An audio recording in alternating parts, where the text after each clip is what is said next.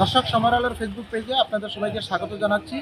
আমি এই মুহূর্তে দাঁড়িয়ে আছি হবিগঞ্জ সদর হাসপাতালের সামনে।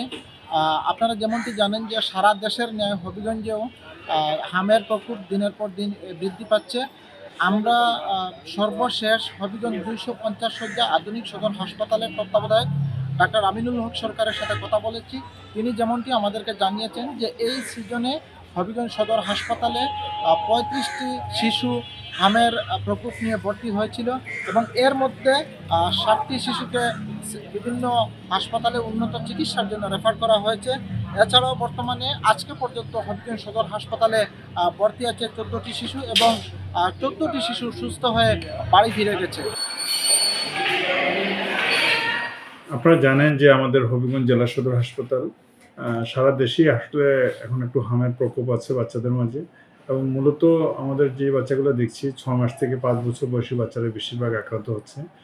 কিছু সিমটম নিয়ে আমাদের হাসপাতালে এসছে। এই পুরো সময়টাতে আমাদের হাসপাতালে মোট 35 জন পেশেন্ট ভর্তি হয়েছে এবং এখন আমাদের ওয়ার্ডে ভর্তি আছে 14 জন।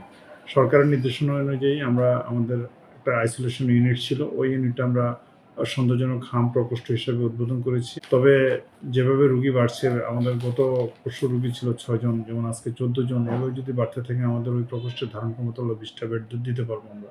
কিন্তু যদি রুগী বেড়ে যায় হয়তো আমাদেরকে নতুন আরেকটু জায়গায় খুঁজতে হবে। যদি জ্বর হয় এবং সাথে যদি রেস্ট থাকে, আমরা বলি যে হামের রেস্টটা টিপিক্যালি প্রথমে মুখের মাঝে আসে, তারপরে হাত বা বডিতে ছড়িয়ে পড়ে চিকেন পক্সের এরকম বেসিক্যাল তৈরি হয়। কিন্তু একটু আমাদের সতর্ক হতে হবে, যদি বাচ্চার জ্বর থাকে, যদি বাচ্চা রেস্ট থাকে, তাহলে অবশ্যই ডাক্তারের শরণাপন্ন হবেন।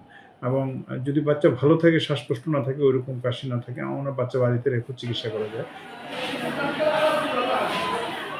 সচেতনতা এবং পারিবারিক যে কেয়ার আছে সেটিকে বৃদ্ধি করতে হবে, এবং বিশেষ করে যেহেতু হামের এই যে রোগটি সেটি হচ্ছে অনেকটা ছোঁয়াচে রোগ, এবং এই ব্যাপারে পরিবারকে, অভিভাবককে আরও সচেতন হতে হবে।